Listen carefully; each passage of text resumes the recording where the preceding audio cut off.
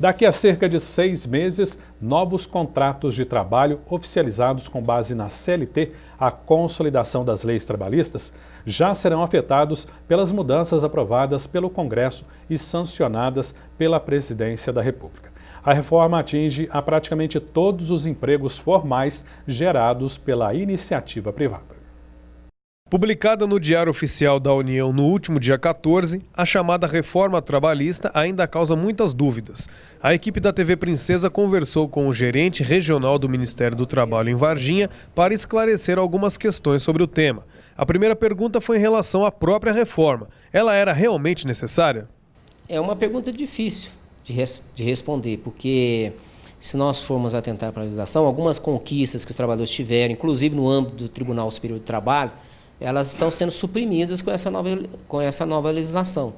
Então, e direitos que ele tinha assegurado, que era o acompanhamento, uma assistência mais próxima ali dos seus atos rescisórios, quando ele é mandado embora, especialmente aqueles trabalhadores que têm mais tempo de serviço. Então, nesse aspecto dessas garantias que ele tem, ele perde um pouco. Mas em relação a aqueles trabalhadores que tinham o seu contrato mais precarizado, especialmente aqueles que já faziam um trabalho intermitente, talvez esses trabalhadores, um pequeno número deles aí, possa vir para a formalidade. Pelo que a gente percebe, os empregadores eles tiveram uma conquista maior com essa alteração. Segundo o texto publicado, algumas alterações na CLT atingem diretamente a diversos setores da classe trabalhista, como a jornada de trabalho. Em primeiro lugar, nós temos que saber que existe a jornada normal de trabalho, que é aquela 8 horas diárias e 44 horas semanais. Nós temos um intervalo, no mínimo, obrigatório de 1 hora.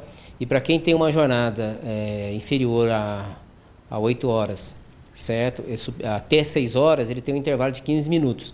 Então, no caso aí, a legislação autoriza a redução do intervalo também para meia hora, desde que haja acordo mútuo aí, entre as partes. E existe também a questão do contrato de jornada parcial, que vai até 30 horas, e aí não pode fazer hora extra, e existe o contrato de jornada parcial de 26 horas, aí pode fazer mais até 6 horas extras. E existe também a jornada especial, que é 12 por 36, que também foi aceita pela legislação e que havendo acordo entre as partes. Com a mexida nos horários, o salário do trabalhador também muda. No final do mês, se ele não demandar o trabalho, as horas, no mínimo 220 horas necessárias para computar aí quem ganhar o salário mínimo, certamente ele vai ganhar abaixo do salário mínimo. Agora, existem algumas categorias aí que talvez possam se beneficiar disso, que às vezes trabalham aos finais de semana para substituir outros empregados finais de semana e algumas outras atividades que pode ser que para esse trabalhador seja interessante. Ele já trabalha em algum lugar, ele quer complementar a sua renda em outra área, ele pode vir a ser demandado aí para algum tipo de estabelecimento, então para esse trabalhador pode ser interessante. A rescisão do contrato de trabalho passa a ser diferente e não precisa mais ser feita no Ministério do Trabalho. Daqui por diante o trabalhador ele não é mais obrigado a comparecer perante o Ministério do Trabalho. Isso a gente supõe que vai fazer uma inversão de demanda, o trabalhador vai fazer os seus acertos aí perante o empregador e sempre vai demandar aqui perante o Ministério do Trabalho, a gente está verificando se os seus direitos estão certos ou não. Agora, isso também pode gerar um outro lado, uma outra demanda que é referente aos sindicatos. Eles podem acordar ou ter convenção coletiva que ainda obrigue os empregadores a continuar homologando perante as entidades sindicais. Hoje existe na prática, que é ilegal, que ele é chamado acordo feito em patrão e empregado para poder ser mandado embora. Então, agora a lei ela resolveu esse problema. Então, patrão e empregado vão poder fazer um acordo para dispensa. Nesse caso, o trabalhador vai perder metade do seu aviso prévio e vai perder metade da multa do fundo de garantia, que é de 40%, que ele recebia quando era mandado embora sem justa causa, dispensado sem justa causa, ele recebia 40%. Com a nova lei, se ele fizer um acordo, ele vai receber só metade e sacar 80% do seu saldo do fundo de garantia que estiver depositado perante a Caixa Econômica Federal.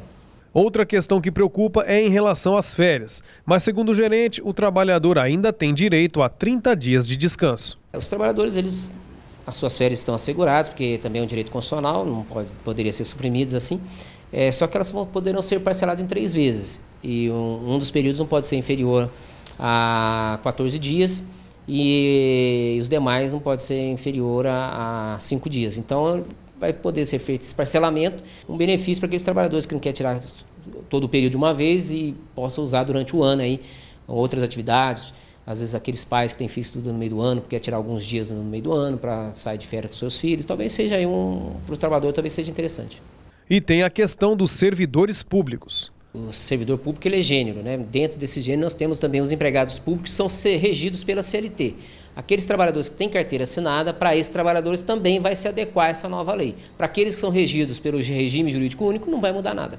Isso porque depende da esfera federal, estadual ou municipal, são entes autônomos da administração. Então, no caso, só para quem é empregado público. A reforma trabalhista publicada no Diário Oficial ainda tem um prazo para entrar em vigor. Essas demandas elas aparecem de tempos em tempos. Nós tivemos isso nos anos 80, com flexibilizações do banco de horas, contrato prazo determinado e outras questões que vieram também para flexibilizar a legislação trabalhista. E agora, com essa nova crise, nós estamos recebendo esse pacote de medidas trabalhistas para fins de, segundo a intenção do legislador e do governo, para se ajustar, e a expectativa é que possa gerar mais empregos formais na economia. Então agora é o tempo que vai dizer se realmente serão gerados esses empregos. Depois da sanção da reforma trabalhista, o governo federal quer aprovar uma reforma tributária. As mudanças serão apresentadas através de uma PEC, proposta de emenda constitucional, que ainda deve ser encaminhada ao Congresso Nacional.